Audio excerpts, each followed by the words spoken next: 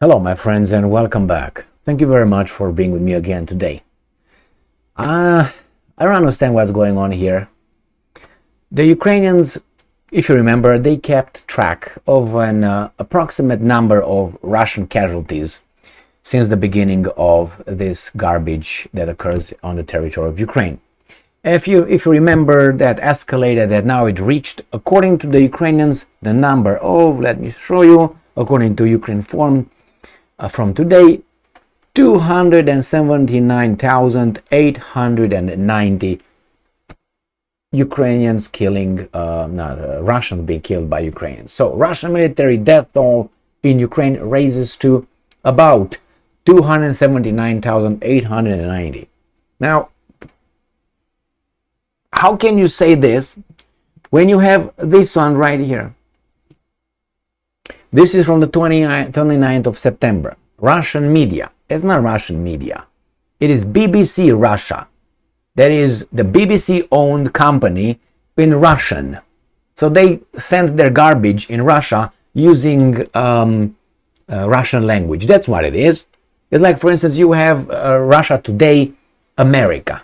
I don't know if you still have it, if it's still functional or not. It was Russia Today, owned by Russia Today from Moscow, speaking English or American English. That's all. Using Americans and English-speaking people over there to promote the Russia Today's office from Moscow's ideology or whatever. It was all organized. It was all monitored by those guys. So when they say Russian media, remember, it's BBC right here. All right? Journalists from the Russian service of the BBC. Turn it however you want. So Russian media, BBC Russia. Over 33,000 Russian soldiers killed in war with Ukraine. And they give us at least 33,236. Compare that with 279,890. Why do these guys continue saying that without saying that's a lie? They never said, you know what, those 33,000 that you guys say is a lie. Or we are lying. Now, in a situation, circumstance, in a war, you can, obviously make approximations. You come with an average. You can, but this is almost 10 times. Really, it's like I say, well, I'm going to go over there and I'm going to fight 10 guys. Or I'm going to go and fight one guy. It's a difference between 1 and 10, don't you think? Kind of like this much. So these guys continue. Ukrinform continues. They think that if they put it right here at the beginning, Russian media, if they put this right here in the title, in the headline, Russian media or journalists from the Russian service, they think there's like, those are the Russians lying. What are you talking about? I mean, I understand that they try to bombard and they're focused on a certain kind of, segment of the society. I understand that one. But still, I covered this yesterday or the day before. The same thing. The Ukrainians continue to make the same claim. Obviously, they can't say, well, we are lying. They can't say that. They can't say BBC is lying. Because there will be people like me pointing that out. It's not, the Russians. It's the BBC, and they will not dare to cross the BBC. I guarantee you. Once they do that, that means they're showing their color, their true colors again. So why they keep saying this? Well, because they got a tiger by the cock or the balls, and they can't let go. And once they do that, that's going to be bad for them. And that's going to happen when everything's going to become unraveled one day. It's not going to be it's going to happen in one day. In 1 day, 2-3 days, we're going to be short, fast, boom. It's going to be Zelensky flying to, Israel or London or United States. These guys take their money and their bags and fly wherever they fly, each of them, under the US Al Capone's and British protection. The Russians smack them and go to Kiev, and they put a democratic elected government over there under their jurisdiction, and then that's it. That's what's going to happen. Then you're going to have you're going to have Al Capone's organized crime cartel, and you're going to have Russia, BRICS, put it this way, on the foundation of BRICS, you're going to have the other club, which is not going to be obviously an angel club as well, because it's hard, my friends. It's hard to, when you have power, not to employ tyranny. It's hard. Now, we keep saying the same garbage, but you rarely have that. A lot of people, rarely. I don't think you have them, but anyway, they point at Marcus Aurelius as being an enlightened Roman emperor. He was an emperor. Look at his life. He was not a, until he got where he got, he was not an angel, no philanthropist. Look at his life. Yes, after you're in power and nobody can pick you up at that point, you a little bit, show a little bit of grace and all that. My friends, you get in power, you have nobody to check you, you become a human being. And when I say become a human being, look at the lion, look at the tiger, plus intelligence. I mean, why do you think we are able to, I'm talking about the human race, animals, humans, how humanoids, how we can destroy in such a short period of time people, nations, and rebuild them after that. The tigers or the lions would not be able to even dream of something like this. Why? Because of this lack of. So my friends, these guys are not going to let it go, and they're going to keep saying that until Ukraine will collapse, and then they will say, yeah, it was a lie, yeah, it was a lie, it was a lie. But which one is it? They never challenged the 33,000 number. Never. I've never seen it. Never seen it. That's the only article, and it's buried. Because, if you look at the mass media, this is the way it goes. As someone said in 1920s, in one of his books, I think the only one actually, he said that, the mass media's power is that they can create from a non-issue a state issue, a national issue in a week. And they had written media at that time, not the television, internet, and radio, and so on. And he said, people, the same guy, that guy, he wrote that from a respectable person in 1 week, the media can transform from a respectable person in a hated person, and vice versa. This was the power of the media. Remember how many newspapers were in the 1920s in a city? 5, 2, 1, 3. Now you have so many. The problem with the mainstream media now is they hate people like this and like many others, because we can say things that they will not. Before, let's say 1980s, they were the rulers. They could destroy a candidate and they can build a candidate. They can destroy you in 1 day. 1 day. So this is how much power they had. Now they don't. No wonder they want to, disinformation, misinformation. Only we are allowed to do that. And we tell you what you can say. No, you cannot. How many times these guys lied? Something happened? No. When they talk about misinformation, disinformation, they talk about you and I and others like us. Not about them. No. No, they can say whatever they want to say. This is the power of these guys. They lost it. So they can win it back, little by little, by, how they call it, monitoring it and making sure that they make all kind of little things that you can say that, you cannot say that. Only that is acceptable. If right now I would tell you a truth, right here, this video will not fly. And I'll be gone for a week.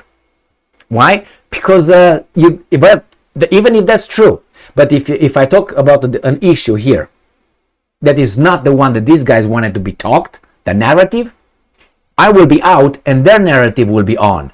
People on the other side can say whatever they want, even lying, twisting the truth, and so on. I'm spitting here.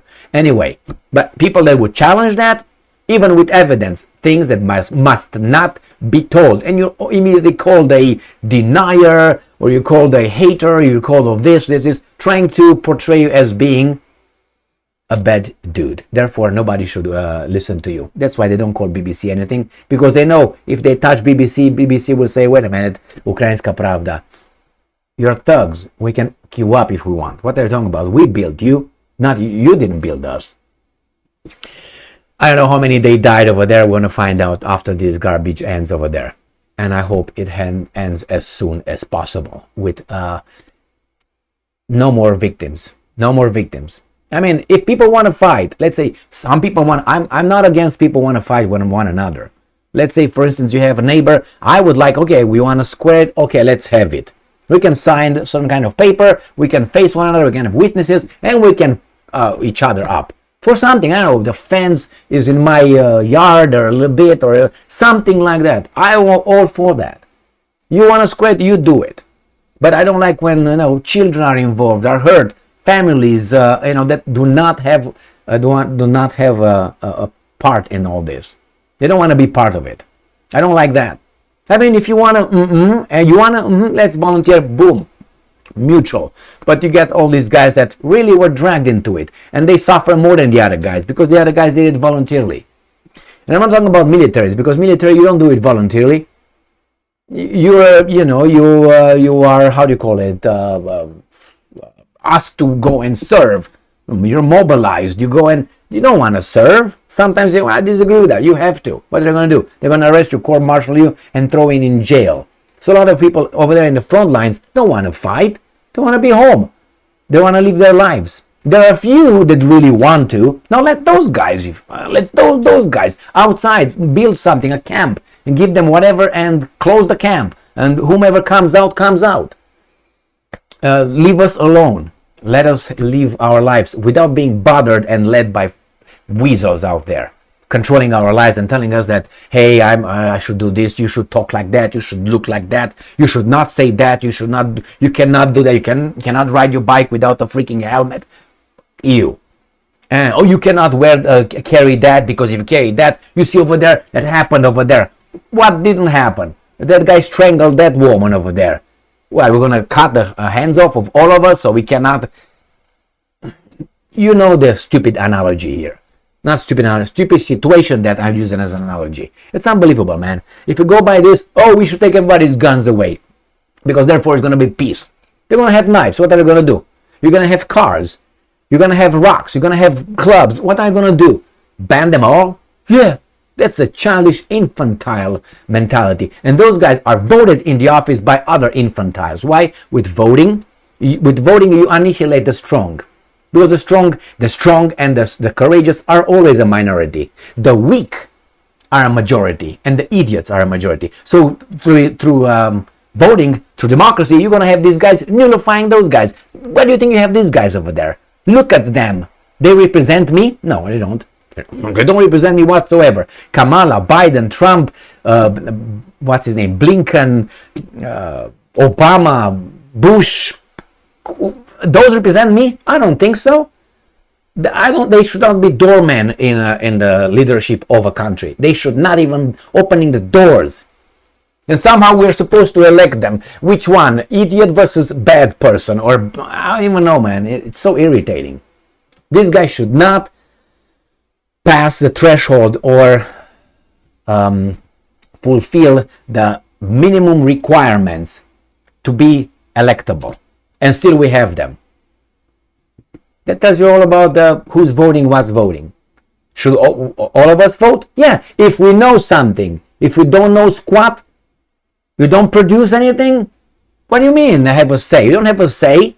What did you put on the table? Bring something on the table and you have a say. You don't have anything, but you have a say as much as I or you. No, I disagree with that. You have to show quality. If you have no quality, oh my God, did you say it? Yes, there are people that really don't do shit. And blame others for their failures. Well, sometimes that happens, when you fail because of others. But believe me, if you go around the block a few times, or if you live your life, you're going to realize that all your decisions are yours. You make the decisions to do shit. Oh, I got fired. Who got that job? You. Oh, you got fired. Why did you get fired? You allow yourself to go in that weasel situation? Change it? You can't. Out. Oh, I got in an accident. Who drove that car? Who went with that car? Eventually, you had a decision. Oh, I went over there at the bar and got knocked out by 3 thugs. Why did I go at 1 o'clock a.m. in a bar in a bad neighborhood with a beautiful woman over there? What do you think will happen? Anyway, and they want us to be sterile. No, there's not going to be happening anything. There's going to be peace. That's a toddler mentality. When we were kids, that's the way we thought about the world. Mommy, Daddy, everything is good. Well, we're gonna be building a good world. Yeah. Well, those guys are picking our pockets and our lives, and we still believe that. Civil duty. Civic duty. Yeah, you see how civic they are. Look at that weasel, what's his name, with his gold bars and money, and his wife. Check his wife, not like check his wife. Check her name and go deeper. And so anyway, man, and you're gonna have Armenia now with problems. How do you think that guy is gonna vote? I don't know if he's gonna still voting, but anyway, probably he is. He's got a lot of people that he can hurt by saying stuff. So that's why they have to use white gloves with the guy Mendez, the Senator Mendez. Thank you very much for being with me again today. Stay strong, stay smart, look for the truth, and be just.